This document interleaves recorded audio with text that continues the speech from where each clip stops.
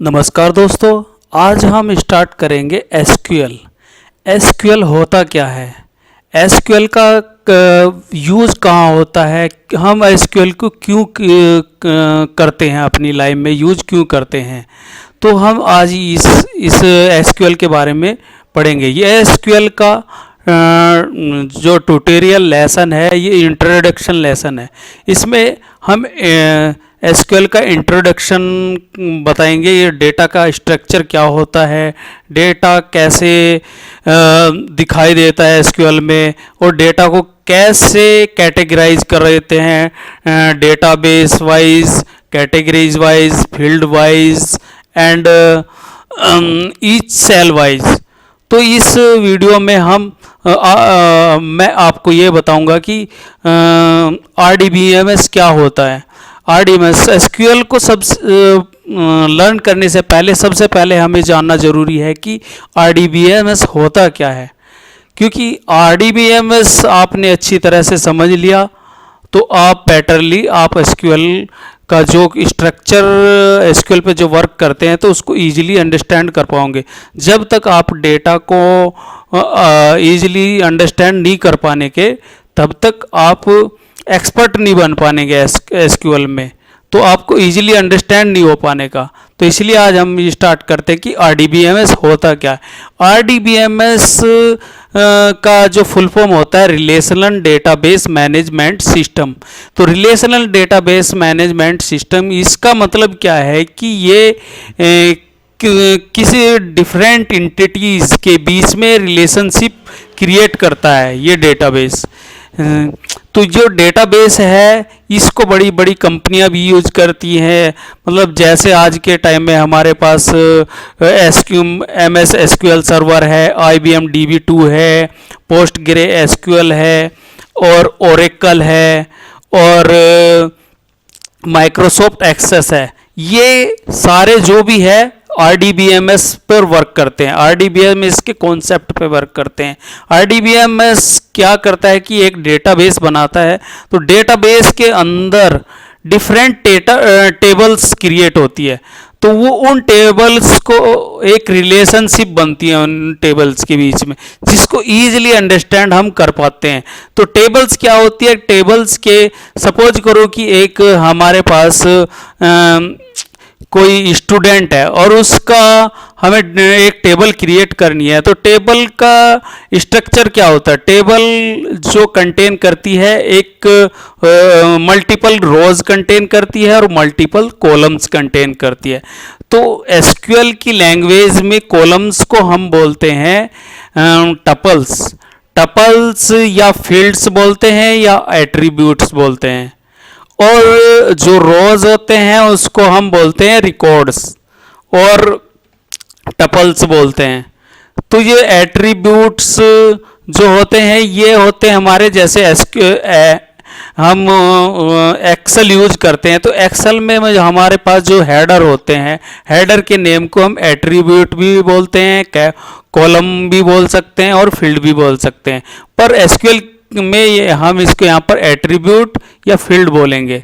और जो हमारे पास रो वाइज जो रिकॉर्ड होता है, रो रिकॉर्ड जो होता है, उसको बोलेंगे हम टपल्स। जैसे यहाँ पर ये एक रो है तो इसको बोलेंगे हम टपल, ये भी टपल है, ये मल्टीपल टपल्स है इसके अंदर। तो टेबल्स का जो कॉम्बिनेशन होता है, जो हमारे पास एट्रीब्यूट्स और फील्ड्स एंड टपल्स का कलेक्शन को ही हम टेबल बोलते हैं।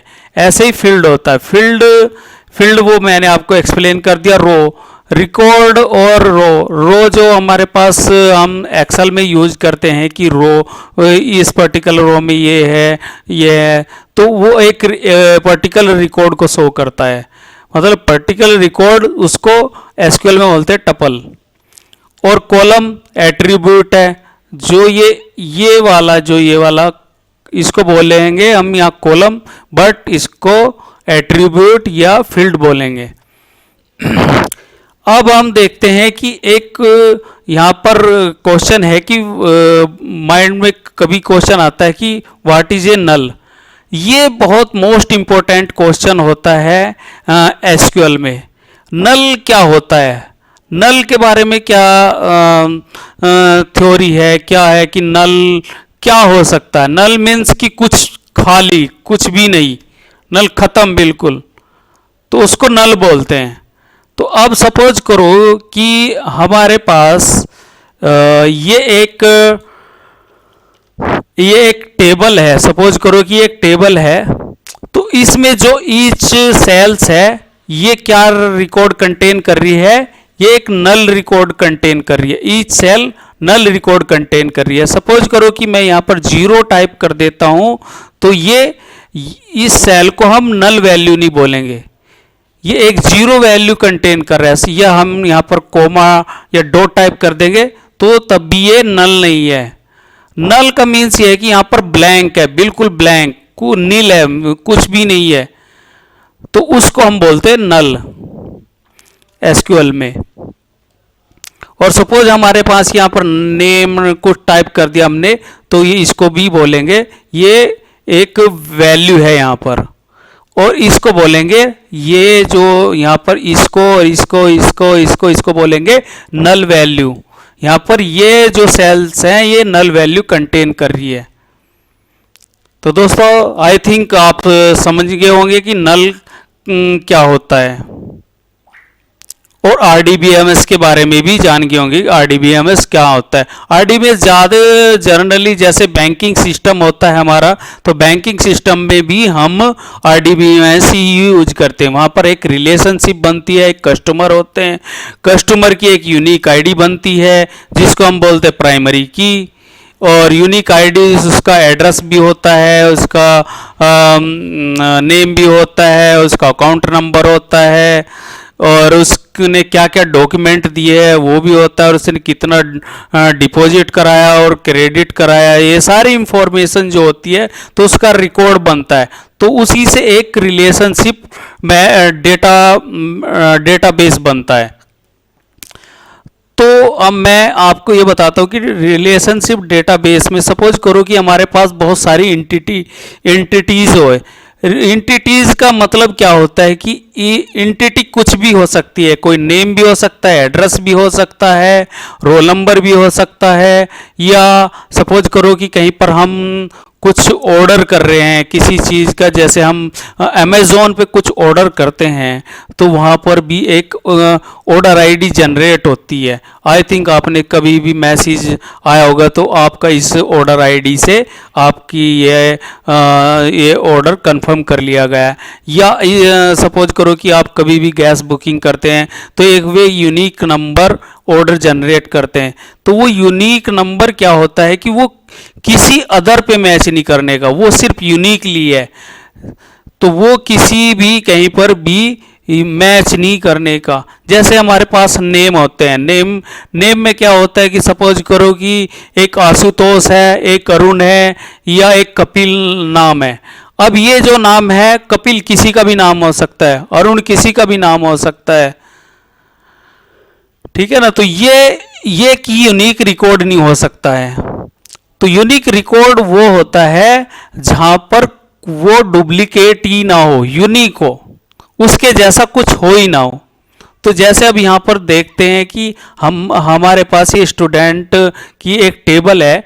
टेबल स्टूडेंट की क्या क्या एंटिटी हो सकती है या एट्रीब्यूट हो सकते हैं, उसके क्या क्या फील्ड हो सकते हैं।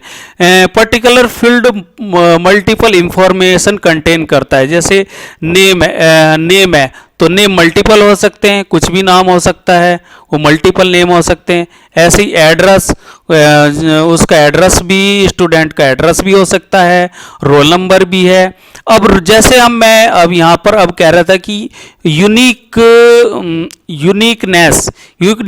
का मतलब यही होता है कि सपोज करो कि आपने 10th या 12th या आपने BA M.Com जो भी एग्ज़ाम दिए होंगे तो वहाँ पर एक रोल नंबर जनरेट होके आता है। वो रोल नंबर किसी अदर से मैच नहीं करता है, उसको बोलते हैं यूनिक रिकॉर्ड। तो यूनिक रिकॉर्ड को तो वो होता है यूनिक रिकॉर्ड, तो इसको बोल सकते हैं हम यूनिक एंटिटी। एंटिटी का मतलब है कि रोल नंबर भी हो सकता है या रजिस्ट्रेशन डेट, स्टूडेंट ने कब रजिस्ट्रेशन कराया था फिल के लिए। ऐसे ही सप्लायर का एक टेबल है और सप्लायर के ये फील्ड्स और कॉलम या हेडर्स हैं, जैसे कोड है, नेम है, करंट स्टेटस क्या है सप्लायर का, कि कोई हम सप्लाई कर रहे हैं किसी चीज़ को, उसका करंट स्टेटस क्या है, कि वो अभी सपोज करें कि जैसे हम अमेजोन से ऑर्डर कराते हैं, वो पैक हो गया, उसके बाद पैक होने के बाद में डिस्पैच हुआ, डिस्पैच होने के बाद वो कब आएगा, तो इस तरह की डिटेल्स हमारे पास आती रहती है कि वो कब, हम वहाँ पर स्टेटस भी चेक करते रहते हैं। और ऐसे एक सप्लायर का एक एड्रेस भी होता है।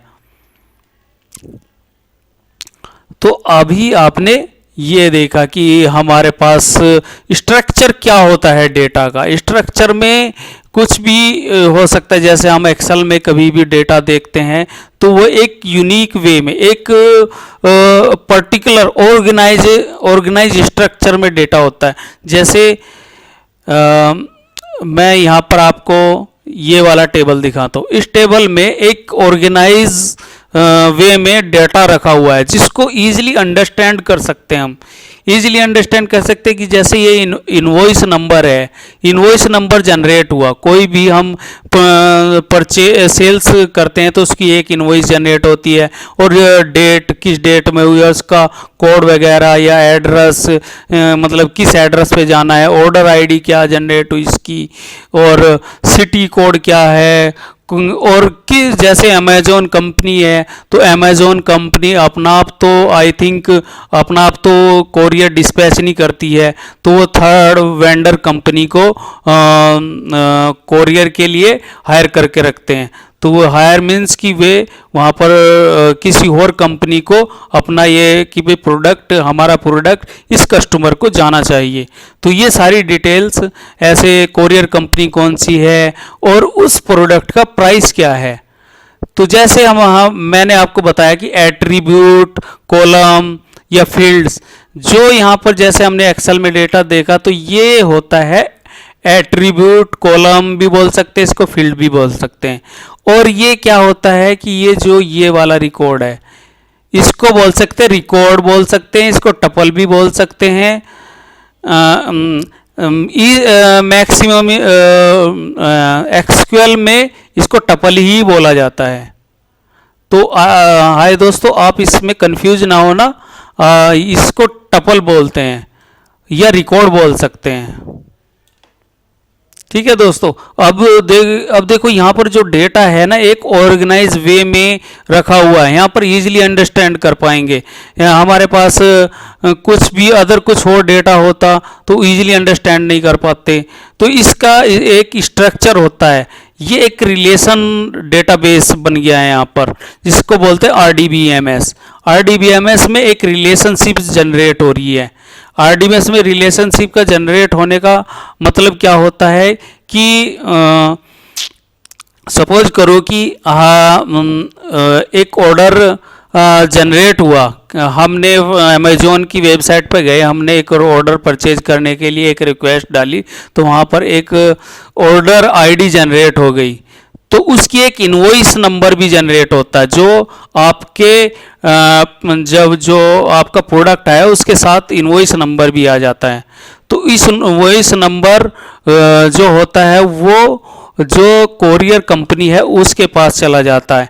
और ऑर्डर डिटेल में ये होता है कि यहाँ पर जैसे एड्रेस है, किस एड्रेस पे जाना है, कोड क्या है, कब हुआ है और किस सिटी में है और कितना प्राइस है, ये डिटेल वेंडर कंपनी को मिल जाती है। वेंडर मीन्स कि जो इसको डिस्ट्रीब्यूट करेगा या डिलीवर करेगा।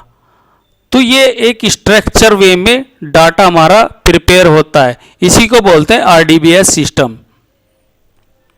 ठीक है दोस्तों, आप आई थिंक आप इसको समझ गए होंगे कि RDBS क्या होता है, टेबल्स क्या होता है और टपल्स क्या होता है। टपल्स, रोज, एट्रीब्यूट्स क्या होते हैं, और हमारे पास ना इस टेबल्स में मल्टीपल्स कीज़ भी होती हैं। तो कीज़ कैसे वर्क करती हैं, तो इस कीज़ के बारे में मैं आपको नेक्स्ट वीडियो में बताऊंगा कि कितने टाइप की कीज़ यूज़ होती है RDBS डाटाबेस सिस्टम में। और और मैं आपको एक पॉइंट वाली बात बताता हूँ कि हमारा जो डाटाबेस होता है, जो हमारा एक डाटाबेस होता है ना, उसमें मल्टीपल टेबल्स होती है। मल्टीपल एक डेटाबेस के अंदर मल्टीपल टेबल्स हो सकती हैं। जैसे आप यहाँ पर देख रहे होंगे कि यहाँ पर एक स्टूडेंट का डेटाबेस है। स्टूडेंट का डेटाबेस है, उसको एक ऑर्गेनाइज वे में हमने एज ए स्ट्रक्चर उसको कैटेगराइज कर लिया कि जहाँ पर भी हमें कोई कन्फ्यूजन ना हो कहीं पर भी। हमने यहाँ पर एक जेंडर टेबल बनाई, तो जेंडर टेबल में मेल फीमेल होता है और उसकी एक जेंडर आईडी जनरेट कर दी। और ऐसे ही हमने एक स्टूडेंट है, वो कौन से कोर्स को चूज कर रहा है, उसकी एक यहाँ पर यूनिक आईडी बना दी है। और यहाँ पर कौन सा कोर्स करना है, बीए करना है, BCA BBA करना है, और उसका टाइप मीन्स कि वो ईयरली है या सेमेस्टर वाइज है। S means semester wise, Y means yearly. तो ये एक स्ट्रक्चर में आपका डेटा प्रिपेयर हो रहा है यहाँ पर। और जैसे एड्रेस टेबल एक स्टूडेंट का कोई एड्रेस भी होता होगा, तो एड्रेस में एड्रेस का भी एक आईडी जनरेट होगी है। यहाँ पर जैसे नाम है स्टूडेंट का, यहाँ पर एड्रेस है, और यहाँ पर मोबाइल नंबर है, और यहाँ पर ईमेल आईडी है, और कुछ और अदर भी इंफॉर्मेशन हो सकते हैं, जैसे आधार कार्ड भी नंबर होता है। तो इस तरह की भी डिटेल डाल सकते हैं। बस मैंने जस्ट ये एग्जाम्पल के लिए आपको ये टेबल्स एक डाटा प्रिपेयर किया, और इसको आपको समझाने के लिए, इस तरह के डाटा को दिखाने के लिए कि आप इजीली अंडरस्टैंड कर पाए कि हमारा जो डेटाबेस होता है उसके अंदर मल्टीपल टेबल्स होती है। मल्टीपल टेबल्स जैसे ये स्टूडेंट टेबल है, एड्रेस टेबल है, जेंडर टेबल है, कोर्स टेबल है, कुछ और भी टेबल बन सकती है एज पर रिक्वायरमेंट। सपोज करो कि अब ये मेन टेबल है, मेन टेबल से सारा लिंक है। जब स्टूडेंट कहीं पर भी किसी कॉलेज में जाता है या किसी स्कूल में जाता है, तो वहाँ पर उसकी एक आईडी जनरेट हो जाती है। तो ये सपोज करो कि एक आईडी है, और यहाँ पर स्टूडेंट का नेम है, और अब यहाँ पर कोर्स आईडी दे दिया। अब कोर्स आईडी, अब यहाँ पर डायरेक्टली हम ये तो नहीं दे सकते थे BCA MCA, तो ये देना एक रॉन्ग वे था, ये स्ट्रक्चर डाटा नहीं हो सकता था। तो स्ट्रक्चर डाटा को इस तरह मेंटेन किया जाता है कि वो कहीं पर भी इजीली यूजेबल हो। ऐसे ही एड्रेस आईडी दे दी है। अब मैं चाहता तो ये जो सारा डेटा है एक ही टेबल में जनरेट कर देता, पर ऐसा करना ना, उस जो डेटाबेस के अंदर जो टेबल क्रिएट हुई है उसको इजीली अंडरस्टैंड कर पाना बहुत ही डिफिकल्ट हो जाता। तो इसलिए स्ट्रक्चर वे उसको ऐसे कैटेगराइज कर दिया कि वो इजीली अंडरस्टैंड हो जाए। तो इसी को रिलेशनशिप बोलते हैं। जैसे हमने यहाँ पर रिलेशनशिप जनरेट कर दिया है, स्टूडेंट आईडी है, और इसका स्टूडेंट आईडी है, और कोर्स इस स्टूडेंट ने कौन सा कोर्स चूज किया, तो उसकी टेबल यहाँ पर है, और यहाँ पर एज ए रिलेशनशिप बना दी है, उसकी आईडी देकर यहाँ पर एज ए रिलेशनशिप दे दिया है। और ऐसे ही एड्रेस की एक आईडी दे दी है, तो उससे एक आईडी जनरेट हो गई है, तो वो एक एड्रेस हो गया। ऐसे ही जेंडर में यहाँ पर इसको एक रिलेशनशिप जनरेट कर दिया। इसी को डेटा को as a categorise in normal way, इसे नॉर्मलाइजेशन बोलते हैं कि नॉर्मलाइजेशन होता क्या है। इस नॉर्मलाइजेशन के बारे में भी आगे मैं एक वीडियो बनाऊंगा, उसमें आपको अच्छी तरह से आपको बताऊंगा कि नॉर्मलाइजेशन होता कैसे है। टेबल्स जो हमारे पास कोई डेटा है और वो इधर उधर बिखरा हुआ है, तो उसे एज ए स्ट्रक्चर और इजी वे में कैसे अंडरस्टैंडेबल टेबल में कैसे क्रिएट करे उसको, तो वो जनरेट कर, उसके लिए उसके कुछ रूल्स हैं, वो मैं आपको बताऊंगा कि नॉर्मलाइजेशंस क्या होती है इन एसक्यूएल में और आरडीबीएस से। तो इसी को हम आरडीबीएस सिस्टम बोलते हैं। तो आरडीबीएस सिस्टम किसी के लिए भी समझना बहुत इजी है, क्योंकि इसमें एक रिलेशनशिप जनरेट हो जाती है। तो दोस्तों आज के लिए बस इतना ही, और हम नेक्स्ट वीडियो के साथ आपको बताएंगे कि इसमें आरडीबीएस में कितने टाइप की कीज होती है और उनका काम क्या होता है। तो थैंक यू ऑल।